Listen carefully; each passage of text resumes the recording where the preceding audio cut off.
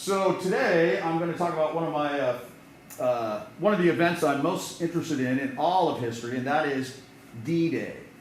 This took place near the end of World War II. The war will be over in Europe, at least, within a year. The date it happened is June 6, 1944. Exactly 2 years out, we did the Battle of Midway the other day, so exactly 2 years later. Okay? This is the day that the Allies invaded. They specifically invaded, if you will, like I said just a moment ago, this was a second invasion. The Allies had already invaded in Italy from the south. This is an invasion from, if you will, the north and the west. Certainly the Soviets are coming from the east. So we're going to try, all these are attempts to sort of, if you will, decrease the size of the Nazi control. This is the third of those three, obviously. Alrighty. This happened at a place called Normandy, as I mentioned. Now, Normandy is named after, if you recall, maybe you recall the Bayeux Tapestry. Normandy is named after a group of people called the Normans, who were descendants of Vikings. They settled in this area of northern France. There's an area nearby called Brittany. All right. Yeah, Brittany, that's exactly right. To get to Normandy from England, where the attack started, you obviously have to cross the English Channel. Now, this is difficult in and of itself.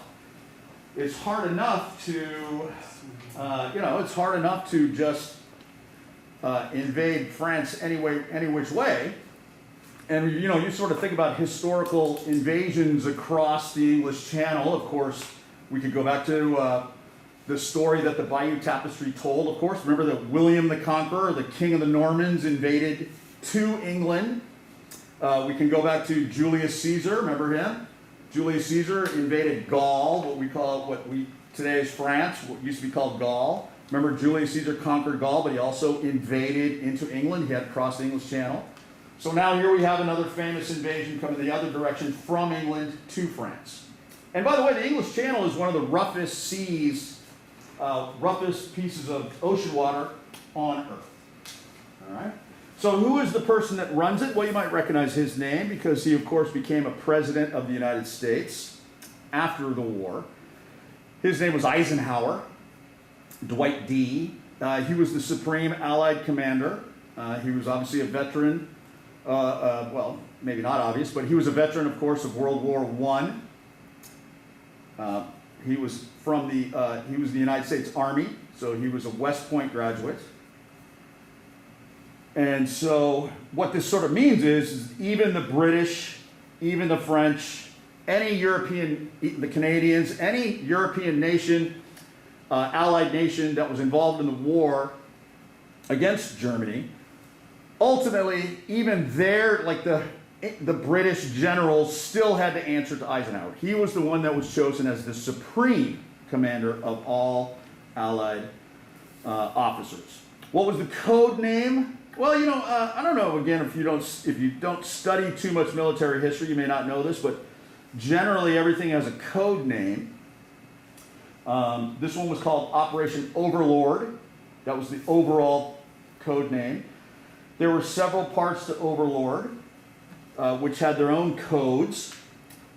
Those are easy to look up and easy to find. A lot of people say, why do they call it D-Day? What is D-Day? Well, D-Day, the D in D-Day stands for disembarkment.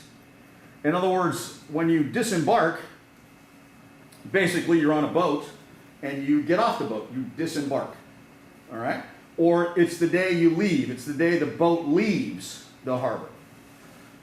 So one of the things I would sort of say is that this is not the only D-Day of World War II. There were actually more D-Days in the Pacific because the Allies did a lot of invasions of small islands in the Pacific. Now, what they would do is they would say, okay, well, we're leaving in 2 days. So they would say D-Day -2. 2 days after the landing, they would say D-Day +2. And so this D-Day thing, even though there were multiple of them in World War II, this D-Day moniker really stuck for this particular event more than any other. It had 3 parts: naval, air, and land operations. All right. So now what does that mean, Mr. O'Brien? Naval, air, land. Well, we think about, well, the Navy, the Air Force, the Army, kind of. You know, there was no Air Force technically in World War II. The Army Air Corps was what became eventually the Air Force, so we sort of think about that. The Navy had planes, the Army had planes. Okay, so what did they do first? Well, the first thing they did is really on the 5th, they dropped Special Forces guys really behind enemy lines. They parachuted in the dark. What is the point of this? Well, the point of this is to make sure that bridges aren't retreating. Germans aren't blowing up bridges. They're not trying to destroy things on their way out, to secure basic places. Secondly, you would see naval bombardments. In other words, the big ships, the big battleships, just off the coast, and they were bombing the daylights out of the coastal area. Why? Well, they're trying to knock out defenders, German defenders, because guess what's coming third? And this is what basically the movie is about and what your reading is about, and that is the landing of troops on the actual beaches. And this is what we sort of think about when we think about D-Day. This is what we really sort of stereotypically think about when we think about this event. Those other things certainly happened, but more than anything else, when we think about D-Day, we think about the beach landings. All right. It was mostly Americans who did this, but we should all keep in mind that there were British troops and Canadian troops as well that landed on what were basically called 5 different beaches along the coast of Normandy. And I would sort of, I want to point out to you that the beaches are not like Hawaii beaches. Remember in Hawaii, these are very tall. Hawaii is ultimately a very tall mountain range.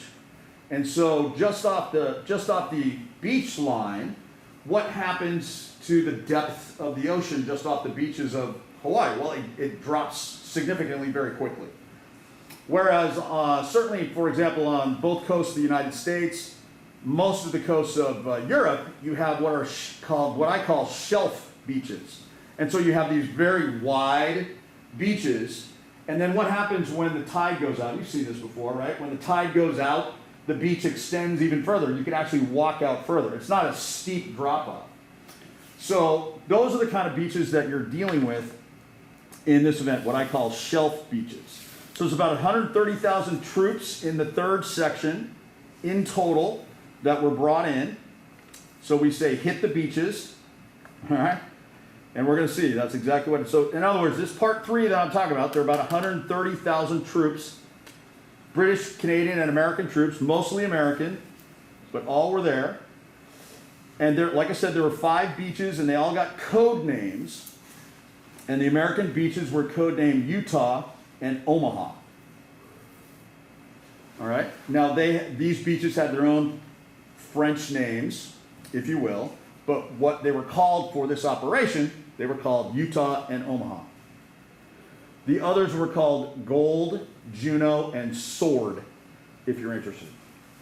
And so the Americans got 2, the British got 2, the Canadians got 1.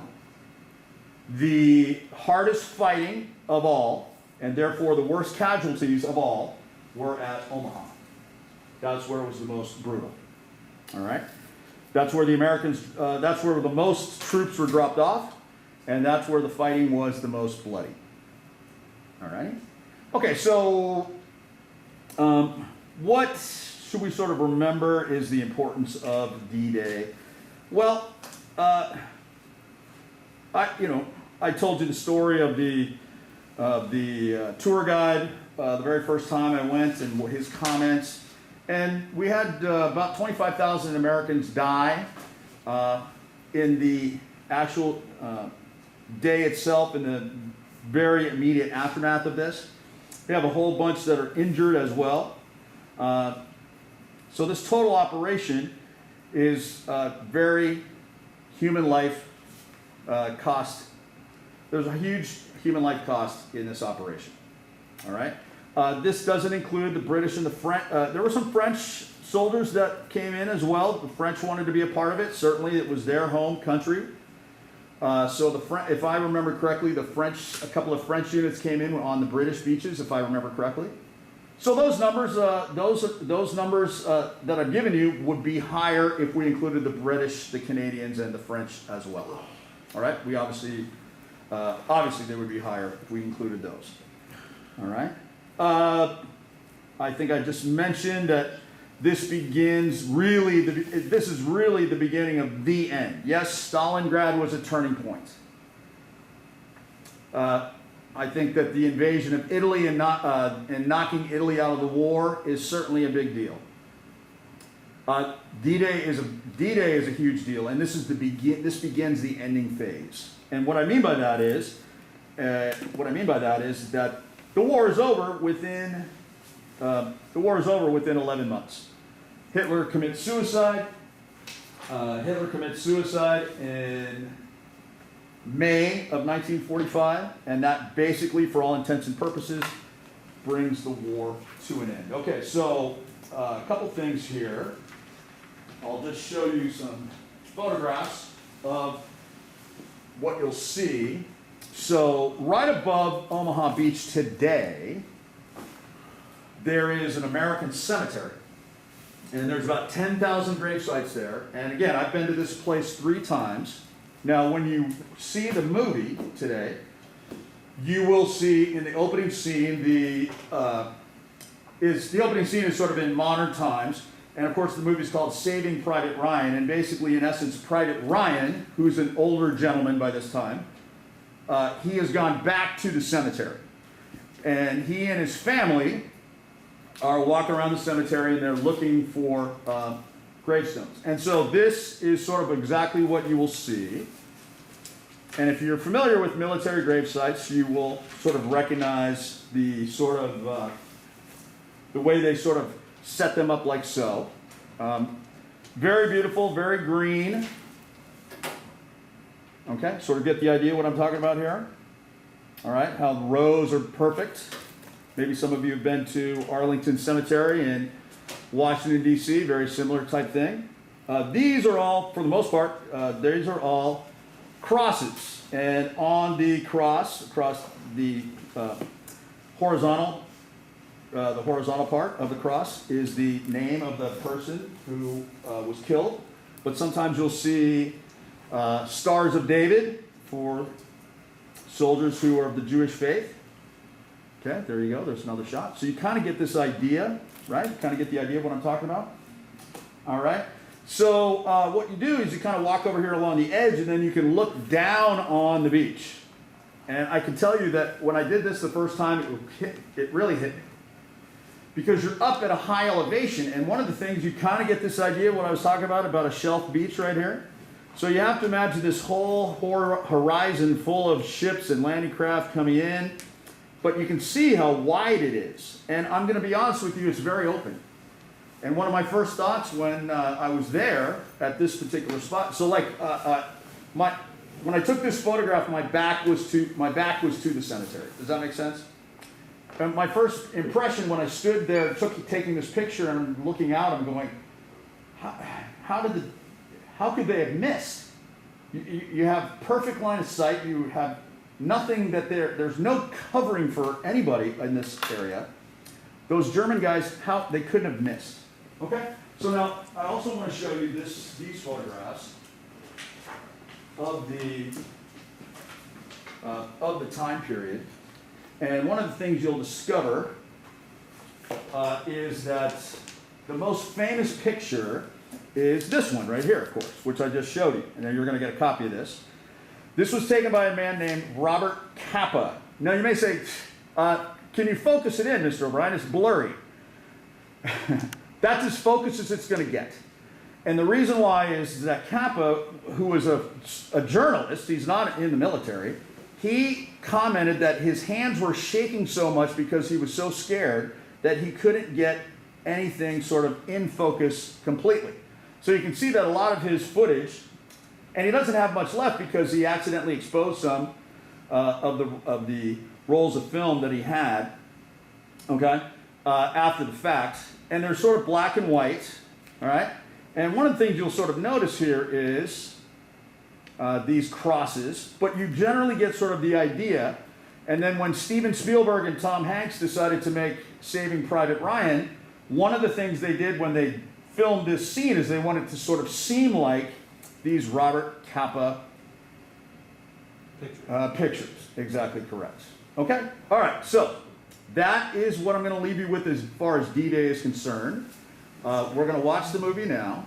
I hope you found that fascinating and interesting. I hope you've heard of this beforehand, but if not, that's okay. And here we go. Thank you very much.